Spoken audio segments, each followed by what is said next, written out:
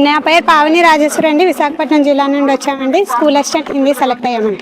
Select అయినందుకు చాలా సంతోషంగా ఉందండి. చాలా సంవత్సరాల నిరీక్షణ పరీక్షించింది. బాబు రాగానే మాకు డిఎస్సి నోటిఫికేషన్ మొదటి సంతకం పెట్టి మొదటి ప్రాధాన్యత ఇచ్చి తీస్తామన్నారు. చెప్పిన విధంగానే అతను వచ్చిన సంవత్సరం లోపల నోటిఫికేషన్ వేసి 150 రోజుల లోపలే ప్రక్రియ అంతా పూర్తి చేయడంలో మాకు చాలా సంతోషంగా ఉందండి. వితిన్ 6 months మనకి పోస్టింగ్ ఇవ్వడం కూడా చాలా సంతోషంగా ఉందండి. అంటే ఇప్పుడు నారా లోకేష్ గారు ఇలా తీసుకురావటం మీరు అసలు అనుకున్నారు అసలు అవుతుందని?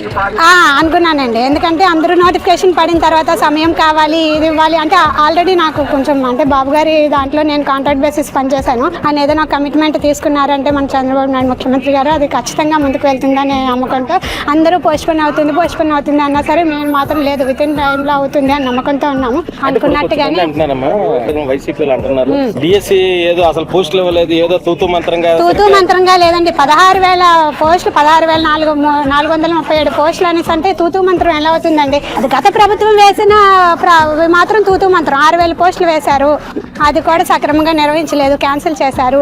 అది తూతూ మంత్రం ఎలా అవుతుంది? అదేమంటే నోటిఫికేషన్ చూస్తేనే మనకి తెలుస్తుంది కదండి. 16,000 పోస్టులు ఎక్కడ, ఎన్ని పోస్టులు ఎక్కడ.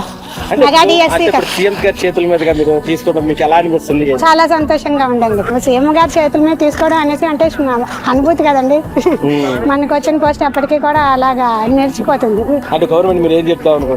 ఏ హామీలు ఇచ్చినా సరే, అదే ఎన్ని అడ్డంకులు వస్తున్నా సరే సక్సెస్ఫుల్ గా అది చేసినందుకు ధన్యవాదాలు తెలుపుతున్నాను అండి.